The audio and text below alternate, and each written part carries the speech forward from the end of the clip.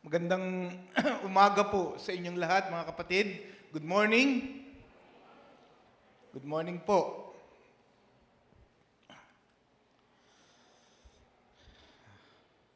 Today is Palm Sunday, no? Kataka nga ako, wala kayong dalang mga palaspas, ano? Okay. Ito po ang official start ng ating Holy Week, no? Itong Sunday na to. One of the topics or themes that is seldom discussed in the pulpit nowadays is legalism. Legalism. Ano po ang agad na pumapasok sa isip nyo kapag binanggit ang salitang legalism or legalistic? Positibo ba o negatibo ang dating sa isip nyo ng salitang legalism? Positive or negative? Maybe some of you might initially think it is a positive word dahil may salitang legal eh. So dahil may salitang legal, no, it might be something right, proper, lawful, kasi nga merong salitang legal, no? Pero as we go along in our passage this morning, makikita nyo, sa context po ng pananampalataya, in the context of our spiritual life, legalism is not something Jesus commended. In fact, He confronted it. It's not about loving God's law. It's about misusing it. At pag ito ang nangyari, even something meant to bring life, like for example, Sabbath, can become a burden instead of blessing. Kaya ano po ba ang legalism? Ano po ba ang legalism? What is legalism? Legalism can be defined as the strict and literal adherence to set of rules, laws, or religious practices, often without regard for the underlying principle or the spirit of those laws. Ang legalismo ay ang istrikto at literal na pagsunod sa mga alituntunin, batas, o mga panuntunan pangrelihiyon. Kadalasay walang konsiderasyon sa espiritu o sa prinsipyong nasa likod ng batas o alituntunin. Halimbawa po, isang lalaki ang hinuli ng pulis dahil tumawid sa lugar na tinatawag na no jaywalking. So hinuli niya yung lalaki dahil nag-jaywalking yung lalaki. Pero nagpaliwanag yung lalaki, kaya siya nag-jaywalking dahil hawak-hawak niya yung kanyang aso, nabitiwan niya, tumakbo yung aso sa kalye at sa takot niya na baka masagasaan, hinabol niya yung aso niya even dun sa may nakalagay na no jaywalking. Despite the explanation, pinagbayad yung tao ng fine for jaywalking. Kahit na ipinapaliwanag na ng tao na kaya siya tumakbo ron para iligtas lang yung kanyang aso. This is an example of legalism. Strict enforcement of the rule without consideration sa circumstances na kinaroroonan ng tao o yung action niya. No? Legalism focuses solely on the letter of the law, ignoring the spirit or intent behind it. In the spiritual context, legalism is a very real issue and is present in the lives of many of God's people. There are those who claim to be disciples of Christ, yet judge their fellow believers based on the letter of the law rather than on the spirit of the law. They place greater importance on the outward action rituals, and religious behavior than on genuine faith, love, and relationship with God. Itong uri ng mindset na ganito ang kadalasan nagdadala sa isang tao na maging critical, self-righteous, mapunahin, at kadalasan pumipigil sa paglagong espiritual. True discipleship is rooted in grace, humility, and a heart that seeks to please God, not merely through external compliance, but through sincere devotion. Sabi nga po, legalism is the subtle enemy of grace.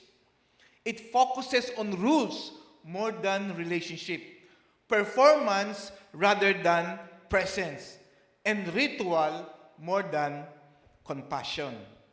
Sa ating passage ngayong umaga, we will see how legalism not only chokes joy, but can lead people to oppose the very work of God, even in the name of being right.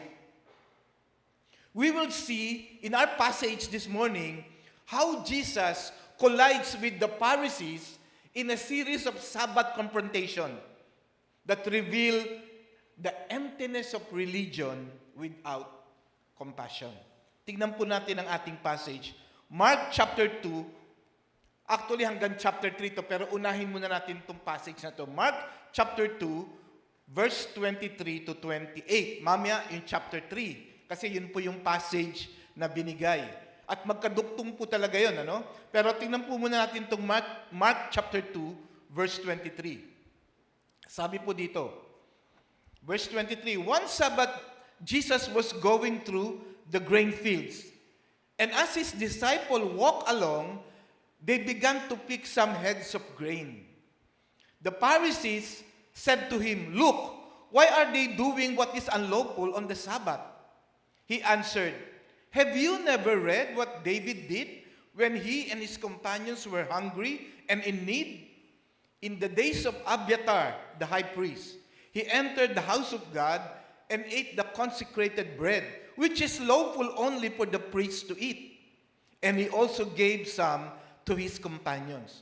Then he said to them, the Sabbath was made for man and not man for the Sabbath. So the Son of Man is Lord even of the Sabbath." Mamaya po yung chapter 3, 1 to 6. So we will divide our passage into 3 points. The conflict, the clarification, and the correction. The conflict, clarification, and correction. Tingnan po natin yung unang point, the conflict. Nakita po natin sa verse 23, nakalagay po dyan, one Sabbath, Jesus was going through the grain field and, sabi po dyan, and as his disciples walked along, they began to pick some heads of grain. So, ito po ay nangyari sa Sabat at habang daw naglalakad ang Panginoon, dumaan sila sa grain field o yung triguhan, triguhan. So, yung mga disciples ay kumuha ng mga heads of grain. No? Kumuha sila. Bakit sila kumuha ng heads of grain? Enjoyable ba na gawin yon? Kaya nag-enjoy silang pitasin yung mga heads of grain, kaya sila kumuha? Bakit nila kinuha yon, yung heads of grain? Tingnan niyo po yung parallel passage. Matthew 12:1. Tingnan niyo pa yan, Matthew 12:1. At that time, Jesus went through the grain field on the Sabbath. His disciples were hungry, and they began to pluck heads of grain and eat. So the disciples of Christ were not plucking heads of grain for mere fun. They were doing it because they were hungry. They were hungry. And they need to eat. And that's basic human need. Kaya anong binabasa ko, iniisip ko, paano nila makakain yun? Di ba parang palay yun? Yung wheat, parang palay. Paano kaya nila makakain yun kahit nagutom sila? Yung pala, ang estilo pala nun, yung wheat, yung grain, yung grain of wheat, kinakaskas sa kamay para maalis yung husk, no? Tapos yung kernel, yun ang kinakain nila. At yan po yung simpleng paraan para doon sa mga manlalakbay, maibsan yung gutom. So pag dumaan sila sa grain field, mamimita siya ng mga grain, ikakas sa kamay, para maalis. Hindi na kinakailangan bayuhin, Hindi naman palay yun eh. Wheat. So kinakaskas sa kamay, tapos yung kernel ang kinakain nila. So, ito po ay hindi labag sa batas. In fact, nakalagay po sa Deuteronomy, tingnan niyo po yung Deuteronomy 23:25. Sabi po dyan, if you enter your neighbor's grain field, you may pick kernels with your hands, but you must not pick a sickle to their standing grain.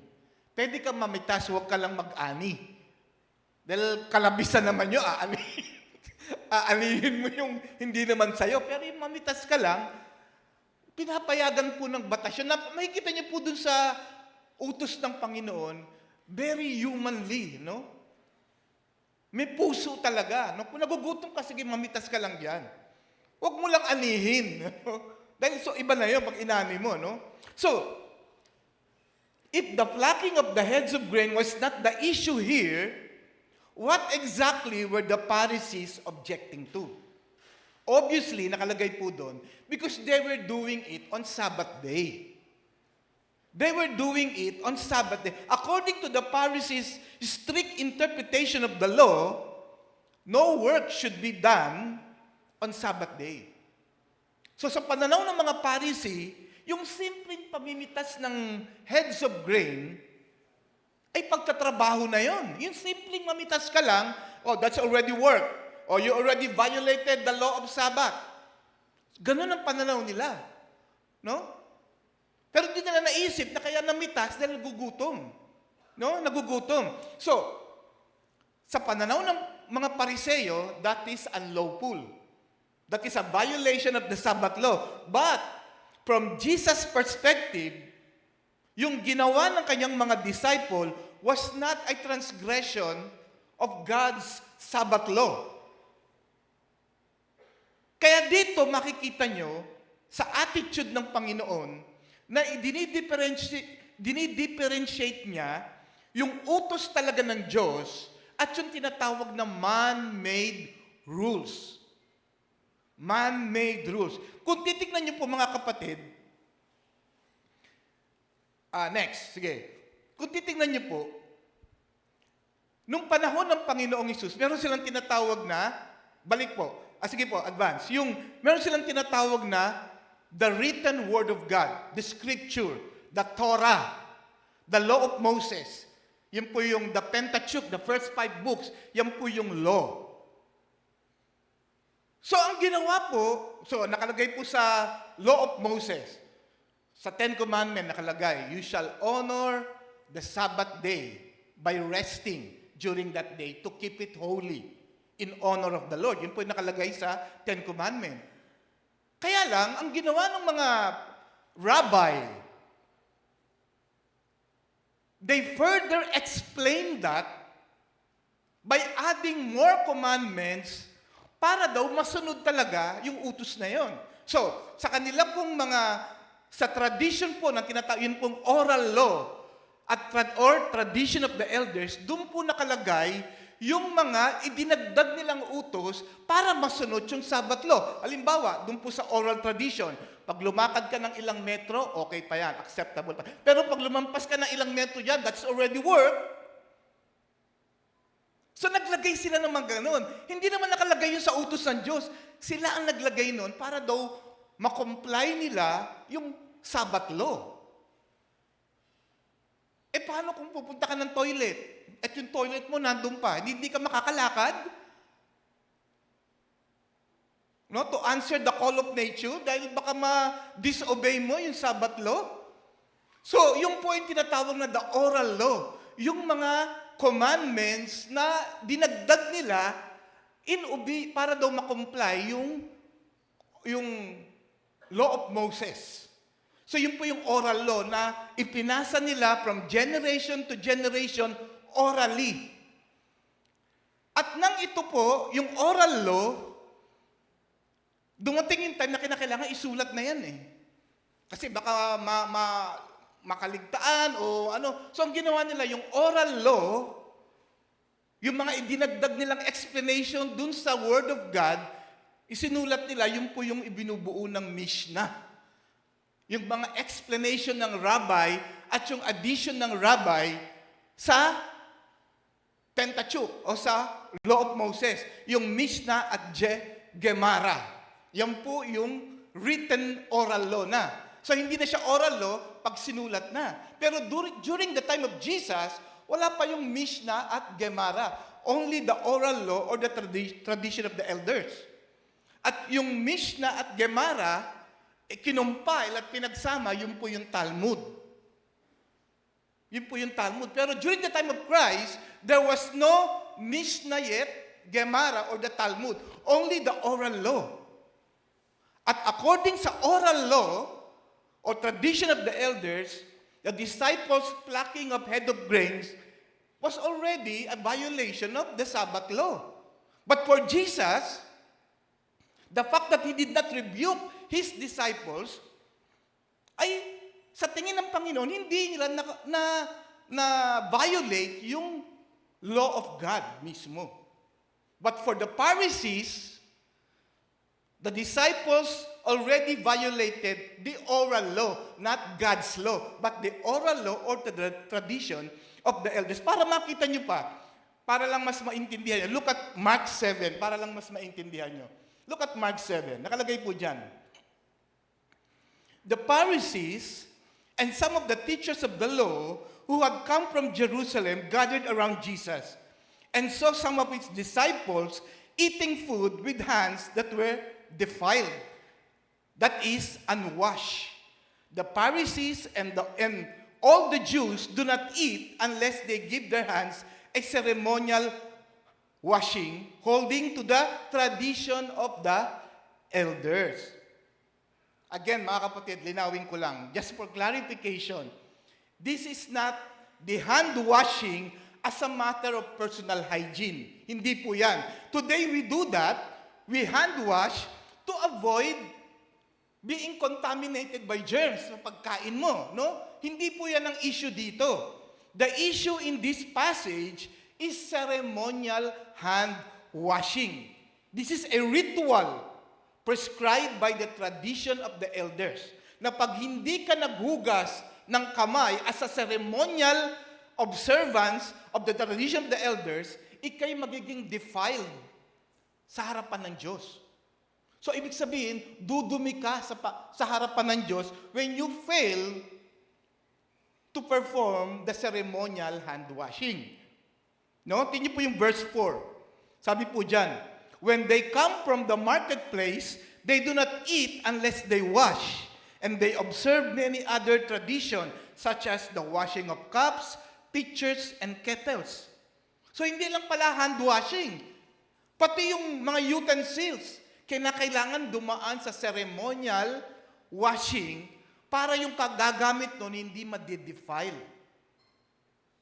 Pero ano ang sabi ng Panginoon sa batas na to? Sabi ng Panginoon, it is not what goes into the mouth that makes you unclean or defiled. It is what goes out of your mouth. Dahil yung lumalabas sa bibig mo ay galing sa puso mo, at yun ang dahilan kaya ka nagkakasala. Dahil lumalabas sa bibig mo, yung nasa puso mo, nagmumura ka, meron kang malis, so yun ang nagpaparami sa'yo. Not by failing to perform the ceremonial hand washing or washing of those utensils. Ito nga yung tinatawag na idinagdag nila. No? Dinagdag nila sa salita ng Diyos, yung oral law, yung tradition. Kaya sabi ng Panginoon, verse 5, sabi, so the Pharisees and teachers of the law asked Jesus, why don't your disciples live according to the tradition of the elders instead of eating their food with defiled hands? So malaking issue sa mga Pharisees ito.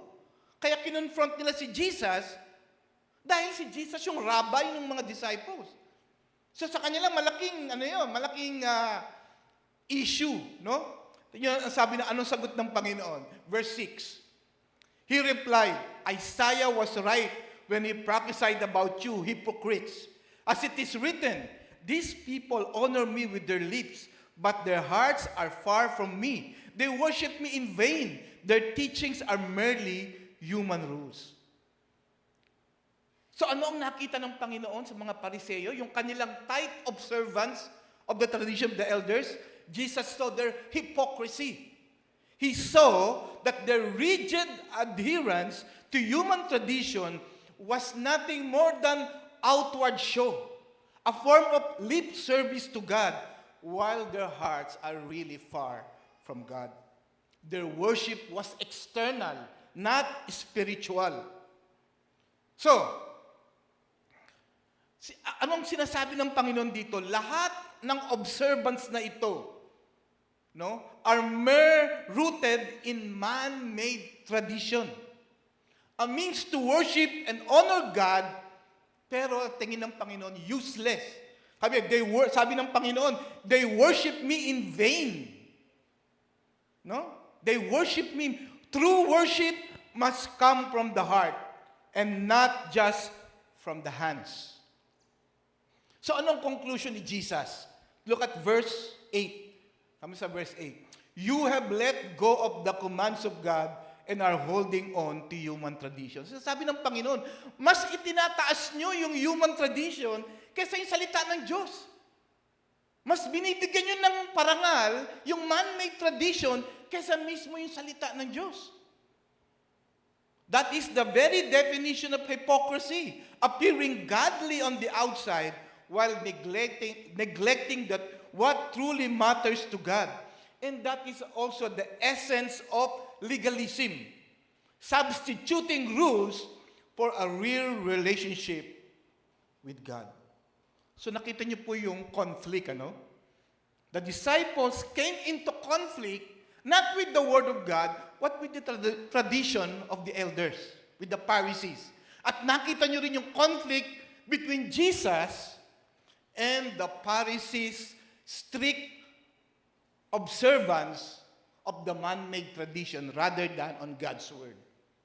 May conflict. Now, how did Jesus clarify this?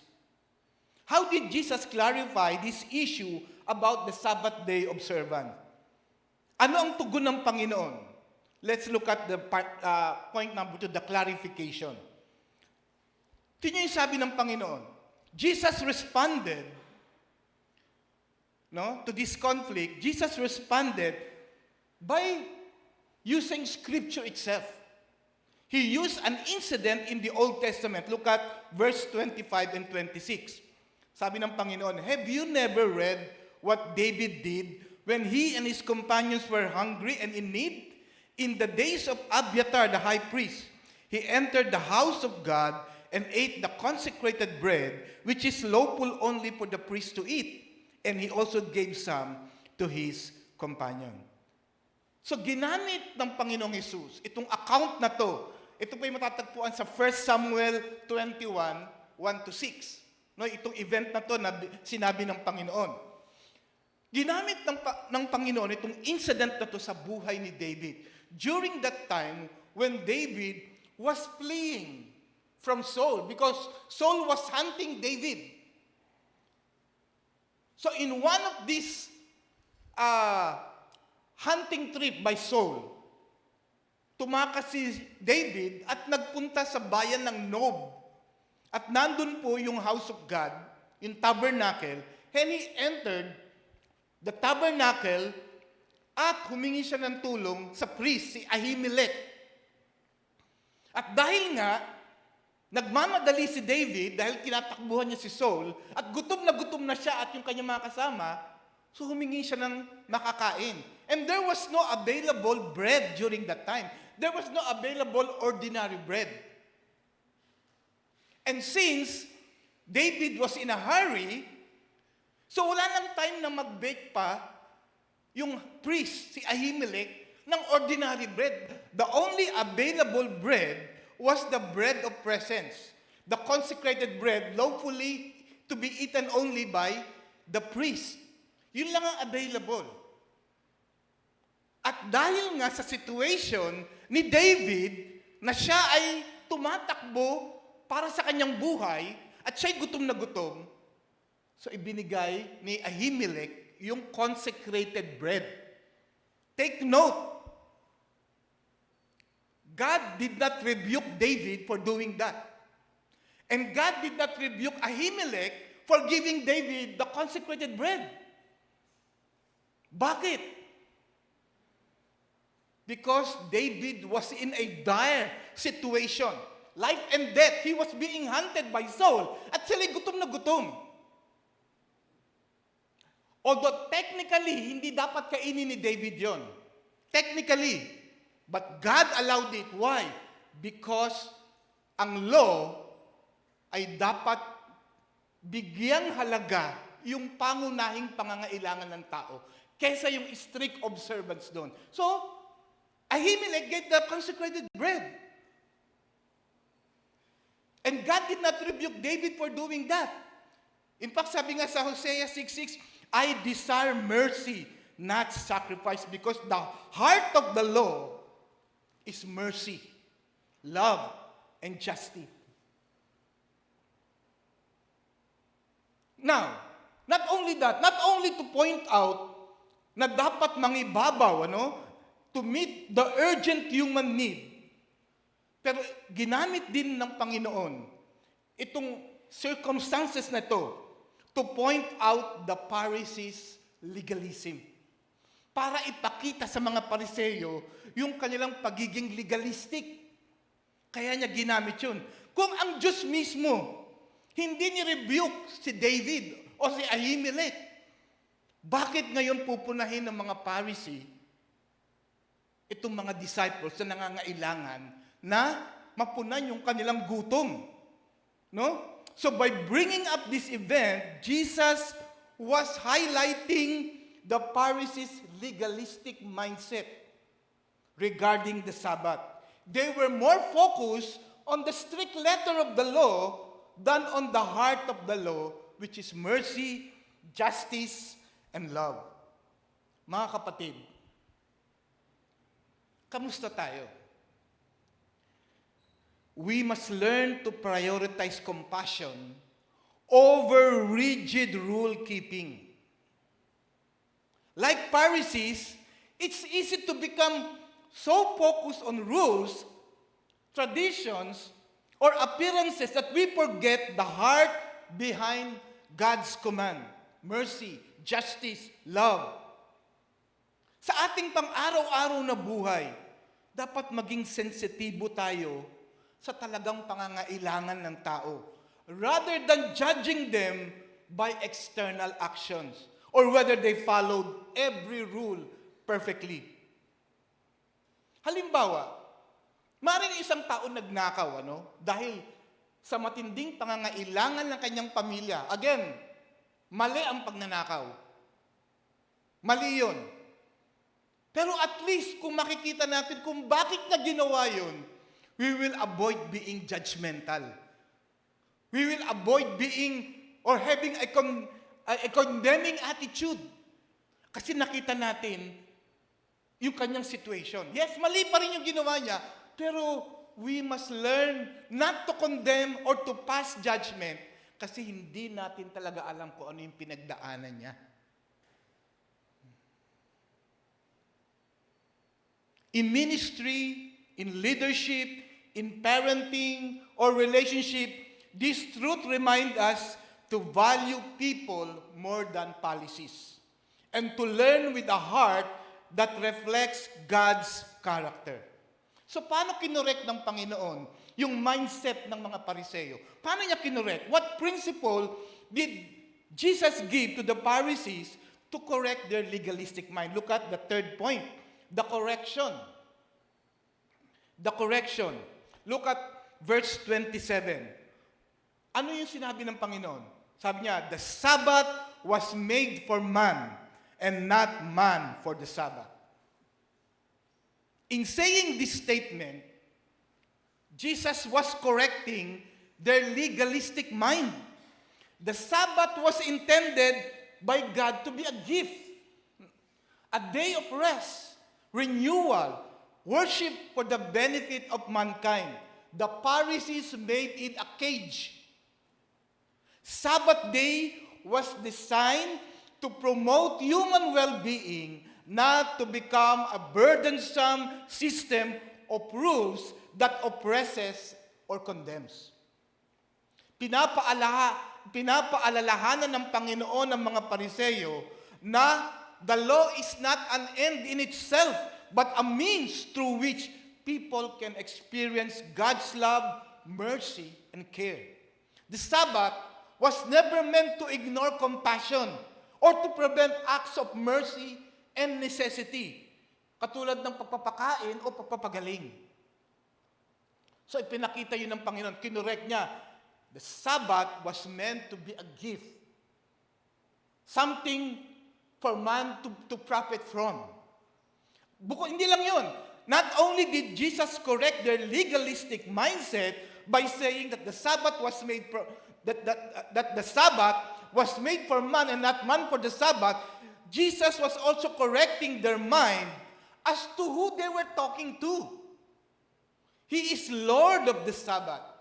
Jesus said in verse 28, so the Son of Man is Lord even of the Sabbath.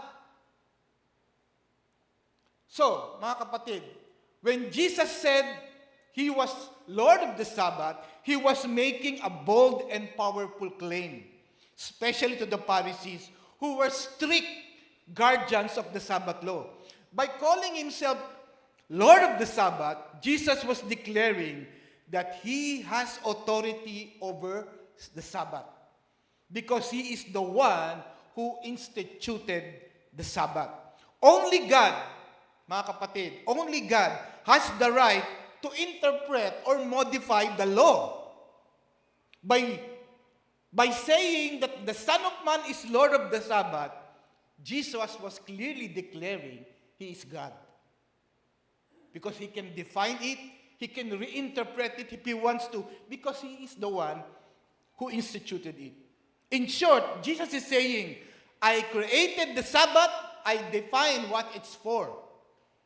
He's the Lord of the Sabbath. Jesus is not just Lord over the Sabbath, He is the fulfillment of the Sabbath. Ibig sabihin, mga kapatid, na yung tunay na kapahingahan ay matatagpuan hindi sa araw, kundi sa persona, kay Kristo mismo. In Him, we find spiritual rest from sin, from guilt, and from striving to earn God's favor. Kaya nga, paano natin ito i-apply sa ating buhay, mga kapatid? Anong practical application ang pwede nating gawin para ito i-apply? Una, since Jesus is Lord of the Sabbath, we are called to submit to His authority in all areas of life, even sa araw ng ating pamamahinga. Minsan pag tayo nagpapahinga, ayaw natin maistorbo, Araw ko na nga ito, Pero, can you honestly say that Jesus is Lord even in your time of relaxation and time of rest? We are called to submit to the Lord of the Sabbath. Not only this, rest is found in Christ, not just in a day. The Sabbath pointed to a greater rest. Rest in Christ. Ibig sabihin, hindi mo na kailangan magpakapagod pa para matanggap ka ng Diyos. Pwede kang mamahinga kay Kristo. Dahil si Kristo ang tumupad ng lahat ng kautusan. Therefore, pwede kang mamahinga kay Kristo. Siya ang tunay na kapahingahan natin. He is our Sabbath rest. We can be accepted by God by virtue of Christ's righteousness. Therefore, we can rest. Hindi mo kailangan magpakapagod o magpaka-self-righteous because our righteousness is Jesus Himself. At ito'y tumatawag din sa atin that we should be gracious, not legalistic. Jesus challenged the Pharisees' rigid, rule-based approach. As followers of Christ, we are called to be people of grace, not legalism. Kaya nga mga kapatid, sa pakikipag-deal natin sa ibang tao, especially sa ating paglilingkod, sa ating pagkatrabaho, we must be led by compassion, not just rules. Now, let's go to chapter 3. Kasi hanggang chapter 3 po yan eh. Let's go. Because this is another confrontation of Jesus and the Pharisees with regards to the Sabbath law. Let's look at Mark chapter 3, 1 to 6. Another time, Jesus went into the synagogue. Now, this time, the setting is in the synagogue. Kanina, sa chapter 2, sa grain field, di ba? This time, in the synagogue, yung ating setting. At sabi diyan, and a man with a shriveled hand was there. Some of them were looking for a reason to accuse Jesus. So they watched him closely to see if he would heal him on the Sabbath. Tingnan to. Yung mga Pharisees nandoon sa synagogue, not really to worship God or to listen to God's word. They were there to find fault kay Jesus. Nandun sila para maghanap ng ibibintang nila kay Jesus. No? They were there to find fault, to criticize, and to accuse. No? Kaya hindi lahat ng dumadalo sa isang gawain ng Diyos, ang focus ay ang Diyos. Even in our church today, hindi lahat ng dumadalo sa church ay talagang gusto sumamba. May mga tao na ang focus ay hindi sa Diyos, kundi sa mga bagay na pwede na lang pintasan. Boring ng music, masyadong mainit, no? Mahina ang aircon, matigas yung upuan, ang haba ng sermon. No? Pero sa mga taong tunay na nakatuon sa Diyos, baliwala lahat yan. Baliwala lahat yan. They came not for comfort, not for entertainment, but for worship. To hear from God, to grow in faith, and to be transformed. Look at verse 3 again. Jesus said to the man with the shriveled hand, stand up in front of everyone. Then Jesus asked them, which is lawful on the Sabbath? To do good or to do evil? To save life or to kill? By asking this question to the Pharisees and to the people in the synagogue, tatlong bagay ang makikita natin. Tatlong bagay ang lumitaw. Una, the hypocrisy of the Pharisees and the religious leaders. When Jesus asked the question, which is lawful on the Sabbath, to do good or to do evil, to save life or to kill, he wasn't just asking a simple yes or no question. He was exposing the hypocrisy of the Pharisees. They were accusing Jesus of breaking the Sabbath law by healing a man, while at the same time, they themselves were spending that very Sabbath trying to find fault in him, and even plotting to murder him. In other words, they were more concerned with catching Jesus breaking rules than with showing compassion to a suffering man. Jesus' question confronted the hardened heart. Is it really lawful to do good on the Sabbath? Would God be pleased if a man in need is ignored to keep a rule? Of course not. The very heart of God's law is mercy, not legalism. So he was showing that doing good, especially saving life, is always lawful and always right, even on the Sabbath. Furthermore, another thing that was revealed is that the law is meant to serve life, not to oppress it.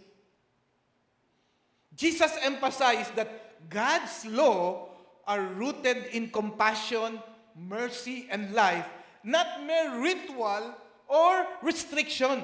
The Sabbath law is not about preventing from helping others. It's about reflecting God's heart. The purpose of the Sabbath is not just rest, but restoration. Restoration. And the man was restored. The man with the paralyzed, with the shriveled hand was restored. Number 3, another thing that was revealed through Jesus' question is that doing nothing can be morally wrong. Doing nothing can be morally wrong. By asking whether it's lawful to do good or to do evil, Jesus implies that refusing to help when you're able to is not neutral, it's evil.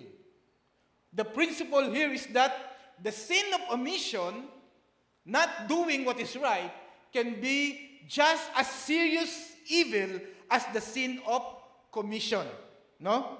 Doing what is wrong. Look at verse 4. Verse 4. Then Jesus asked them, which is lawful on the Sabbath? To do good or to do evil? To save life or to kill? Tingnan nyo, ano sabi dyan? But they were silent.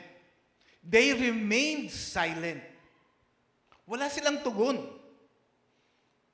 The Pharisees stayed silent nang itanong ito ng Panginoon na nagpapakita ng katigasan ng kanilang puso. Sometimes, not speaking up or not acting when we know the right thing is cowardice. And it is sin. Kaya nga mga kapatid, we should stand for what is right. Don't be silent in the face of need or injustice. Helping others is not optional for the followers of Christ. Look at verse 5.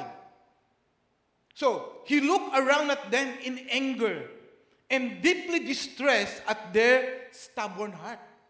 Alam niyo ba mga kapatid, kung ano ang isa sa mga bagay na ikinagagalit at ikinai-stress ng Panginoon, hindi lang kasalanan, kundi yung walang pakialam nating puso, yung pagiging manhid sa pangangailangan ng iba. Jesus was not only angry, he was deeply grieved by the hardness of their hearts because they cared more about their rules than about a person who needed help. No? Kapag tayo mga kapatid ay walang pakialam sa kapwa at ang tanging concern natin ay ang pagsunod sa patakaran, yan ang nakalulungkot sa Panginoon. Kinagagalit pa niya yan, na-stress siya, no? Sa puso nating masyadong nakakapit sa patakaran kaysa sa compassion. Verse 5. He looked around them in anger and deeply distressed at their stubborn heart and said to the man, "Stretch out your hand." He stretched it out and his hand was completely restored. Nagpapakita ito na si Jesus, he is both compassionate and quick to act. No? Inaksyonan niya kagad. Wala siyang pakialam kung anong sasabihin ng tao. Wala siyang pakialam kung siya'y hahatulan ng mga religious leaders. Ang concern ng Panginoon ay yung puso ng kanyang Ama at yung pangangailangan ng tao na with shriveled hand. Jesus saw the man's pain, and despite the watching, judging crowd, he chose mercy over popularity. He chose compassion over compliance. And because of that, nagkaroon ng milagro. Nagkaroon ng pagpapagaling. Look at verse 5. Then the Pharisees went out and began to plot with the Herodians how they might kill Jesus. The irony is staggering. While accusing Jesus of breaking the Sabbath, itong mga Pariseo on that very Sabbath began plotting murder. This moment exposes the dark fruit of unchecked legalism. Legalism is not just a strict adherence to rules. It's a heart posture na lumalaban sa biyaya. It resists grace, clings to control, and hardens against truth. Instead of being transformed by Christ, legalistic heart seeks to silence Him. Di mo nakalagay dito? Next. Legalism, when left unchecked, breeds hostility towards truth and grace. It prioritizes control over compassion and ritual over relationship. Ayon kay R.C. Sproul, no, isang theologian, sabi ni R.C. Sproul, legalism breeds a sense of entitlement and self-righteousness that ultimately crucified the Lord of grace. Ibig sabihin ni R.C. Sproul, yung sobrang legalism ng mga religious leader, ultimately, nagpapako doon sa Panginoon ng biyaya.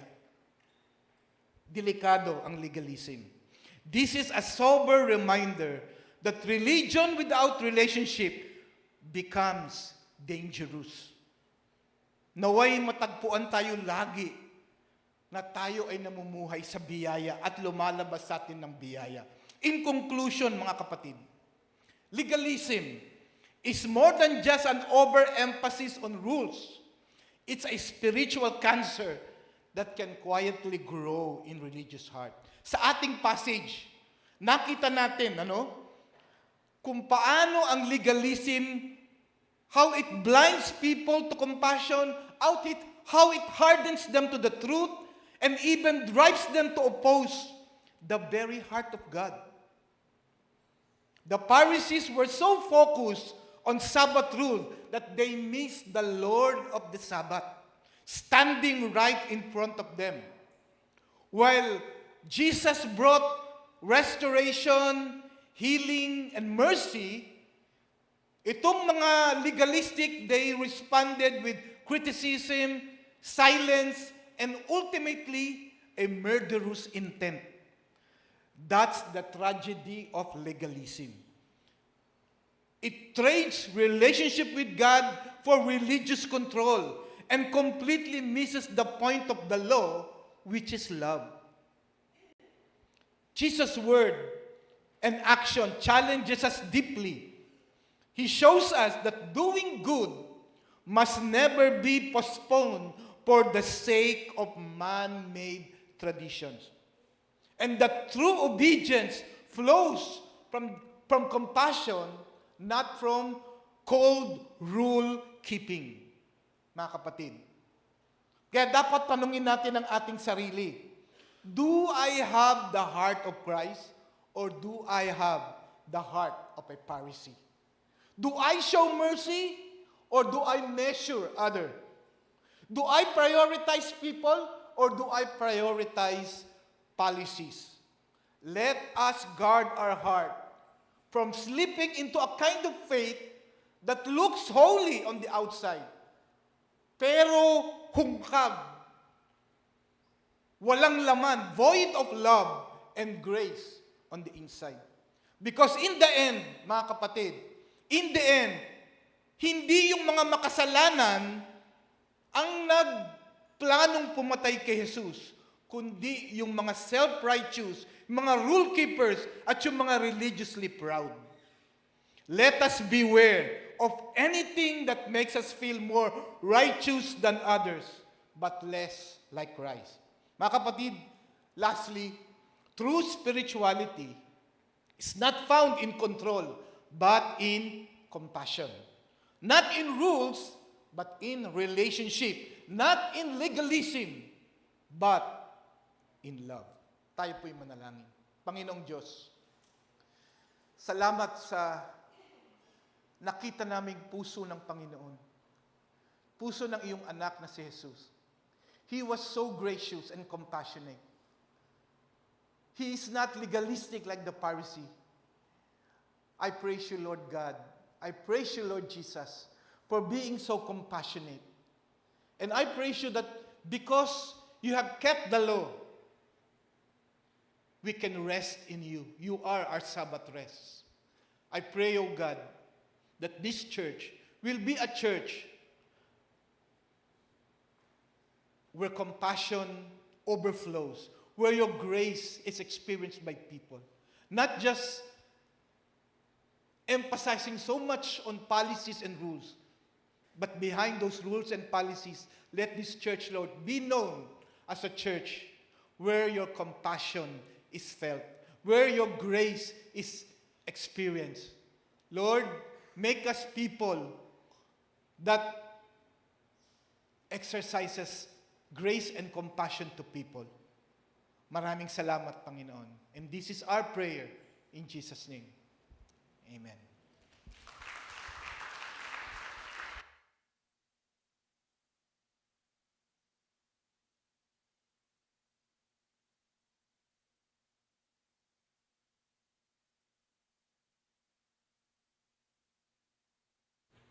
Praise God for that wonderful message. While we are having our offertory po, nagkaroon po ng music camp ang ating kabataan and meron pong magbibigay ng handog ng kanta. At isa po sila sa tatlong grupo na nag-undergo ng ating music camp. May I call the kabataan po, yung mga youth. Yeah. For our tithes and offering, our verse is found on Acts 20:35. At ang sabi po, in everything I did, I shown you that by this kind of hard work, we must help the weak. Remembering the words that the Lord Jesus himself said, it is more blessed to give than to receive. May I call the deacons of the church?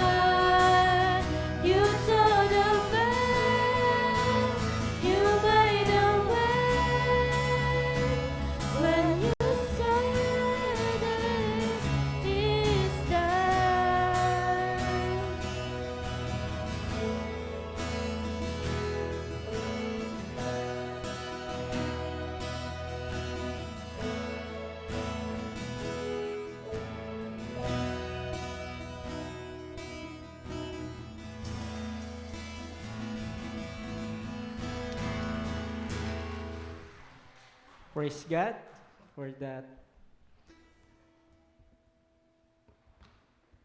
May I call everyone to please stand up and let us pray.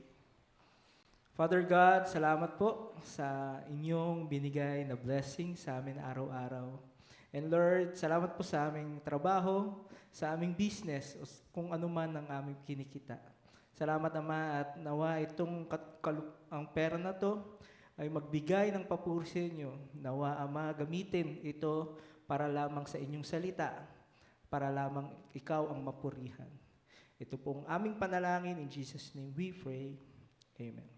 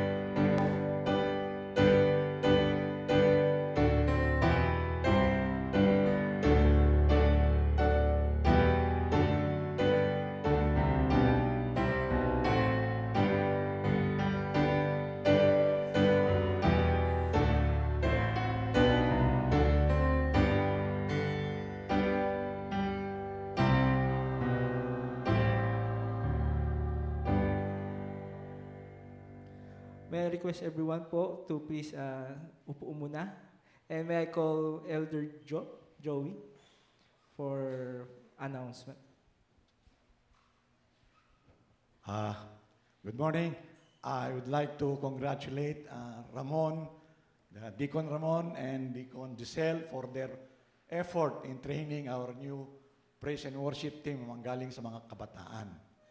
And this morning, I praise and thank God for His faithfulness to us. Sa ating simbahan, for His goodness and faithfulness to us, that last Sunday, we were able to have our election and 9 new members, board of directors were elected. And yesterday, among themselves, they elected their officers, our new chairman of the board, vice chairman, and the secretary of the board. May I now call on Elder Brian Diaz, the chairman of the board.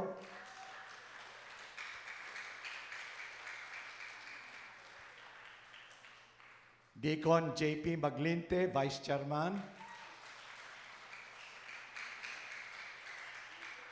And Deaconess Jo Ramos, board secretary.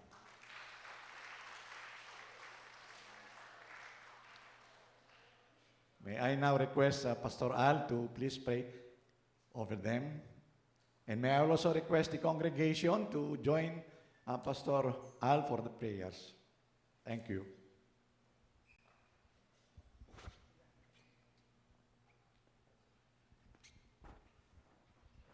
Let's all rise as we pray for this. These are the new set of officers sa Board of Trustees, no? Okay, tama. New sets of officers.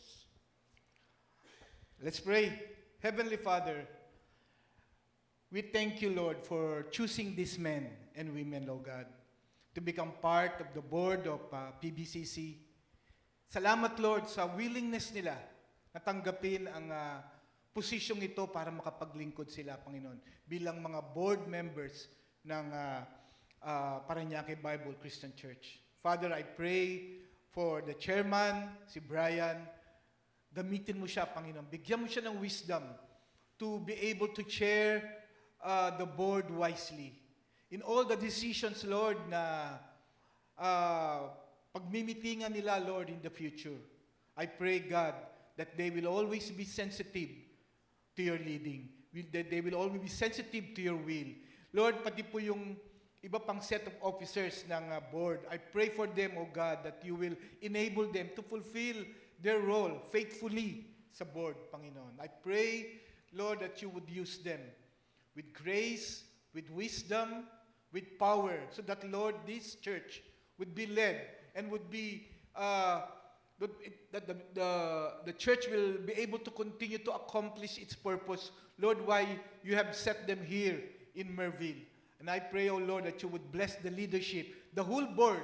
I pray that you would give them wisdom in all their decision making, in all their planning. Lord, guide them with your Spirit, so that everything that they will be, that all the decisions that they will make will always be made in accordance to your perfect will.